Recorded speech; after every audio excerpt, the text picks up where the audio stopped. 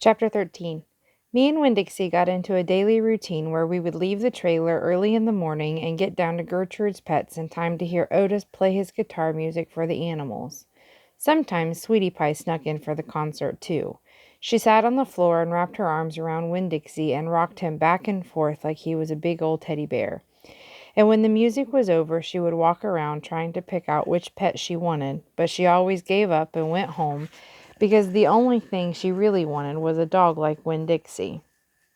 After she was gone, I would sweep and clean up and even arrange some of Otis's shelves because he did not have an eye for arranging things, and I did. And when I was done, Otis would write down my time in a notebook that he had marked on the outside, one red leather collar, one red leather leash. And the whole time, he did not in any way ever act like a criminal. After working at Gertrude's Pets, me and Winn-Dixie would go over to the Herman W. Block Memorial Library and talk to Miss Franny Block and listen to her tell us a story.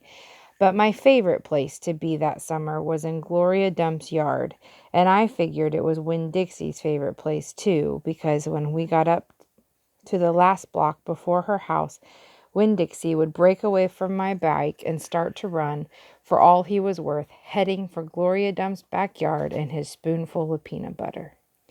Sometimes Dunlap and Stevie Dewberry would follow me, and they would holler, "There goes a preacher's daughter visiting the witch." "She's not a witch," I told them. It made me mad the way they wouldn't listen to me and kept on believing whatever they wanted to believe about Gloria Dump. One time Stevie said to me, "My mama says you shouldn't be spending all your time cooped up in the pet shop and at the library sitting around talking with old ladies. She says you should get out in the fresh air and play with kids your own age. That's what my mama says." "Oh, lay off her," Dunlap said to Stevie. Then he turned to me. "He don't mean it," he said, but I was already mad. I shouted at Stevie. I said, "I don't care what your mama says. She's not my mama, so she can't tell me what to do." "I'm going to tell my mama you said that," Stevie shouted. "And she'll tell your daddy and he'll shame you in front of the whole church. And that pet shop man is retarded and he was in jail, and I wonder if your daddy knows that." "Otis is not retarded," I said, "and my daddy knows he was in jail." That was a lie, but I didn't care. "And you can go ahead and tell on me if you want, you big bald-headed baby." I swear it about wore me out yelling at Dunlap and Stevie Dewberry every day. By the time I got to Gloria Dump's yard, I felt like a soldier who had been fighting a hard battle. Gloria would make me a peanut butter sandwich straight off, and then she would pour me a cup of coffee with half coffee and half milk, and that would refresh me. "Why don't you play with them boys?" Gloria asked me. "Because they're ignorant," I told her. "They still think you're a witch. It doesn't matter how many times I tell them you're not." "I think they're just trying to make friends with you in a roundabout way," Gloria said. "I don't want to be their friend." "It might be fun having them two boys for friends." "I'd rather talk with you," I said. "They're stupid and mean, and they're boys." Gloria would shake her head and sigh, and then she would ask me what was going on in the world, and did I have any stories to tell her, and I always did. Chapter 14.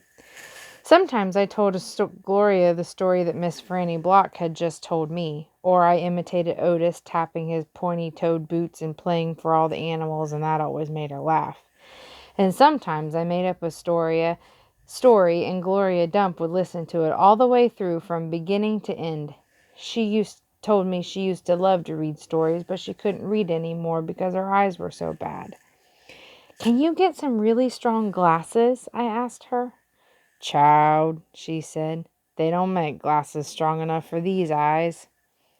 One day, when the storytelling was done, I decided to tell Gloria that Otis was a criminal. I thought maybe I should tell an adult about it, and Gloria was the best adult I knew. "Gloria," I said. "Mm-hmm," she said back. "You know Otis?" "I don't know him, but I'd know what you tell me about him." "Well, he's a criminal. He's been in jail. Do you think that I should be afraid of him?" "What for?" I don't know, for doing bad things, I guess, for being in jail. Child, said Gloria, let me show you something. And she got up out of her chair real slow and took hold of my arm. Let's the two of us walk all the way back to the back of this yard. Okay, I said. We walked and Winn-Dixie followed right behind us. It was a huge yard and I had never been all the way back in it. When we got to a big old tree, we stopped. Look at this tree, Gloria said. I looked up. There were bottles hanging from just about every branch. There were whiskey bottles and beer bottles and wine bottles, all tied up on string, with some of them clanking against each other and making a spooky kind of noise. Me and Winn-Dixie stood and stared at the tree, and the hair on the top of his head rose up a little bit, and he growled deep in his throat. Gloria Dump pointed her cane at that tree. What do you think about this tree? I said, I don't know. Why are all those bottles on it? To keep the ghost away, Gloria said. What ghost? The ghost of all the things I'd done wrong. I looked at the bottles on the tree. You did that many things wrong? I asked her. Mm-hmm, said Gloria. More than that. But you're the nicest person I know, I told her. Don't mean I haven't done bad things, she said. There's whiskey bottles on there, I told her, and beer bottles.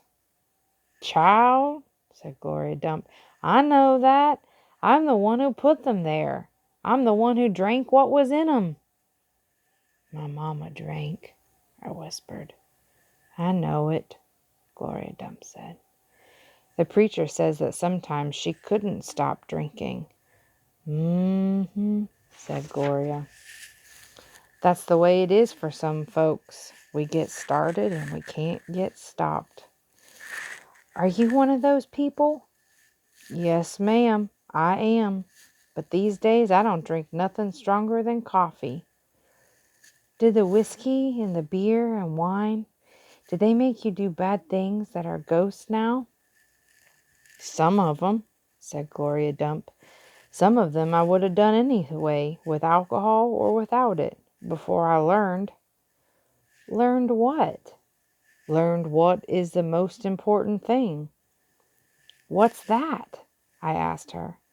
It's different for everyone, she said. You find out on your own. But in the meantime, you got to remember, you can't always judge people by the things they done. You got to judge them by what they're doing now. You judge Otis by the pretty music he plays and how kind he is to them animals, because that's all you know about him right now. All right? Yes, ma'am, I said. And them Dewberry boys. Try not to judge them too harsh either. All right? All right, I said. All right, then, said Gloria Dump, and she turned and started walking away. When Dixie nudged me with his wet nose and wagged tail when he saw I wasn't going, he trotted after Gloria. I stayed where I was and I studied the tree. I wondered if my mama, wherever she was, had a tree full of bottles. I wondered if I was a ghost to her, the same way she seemed like a ghost to me.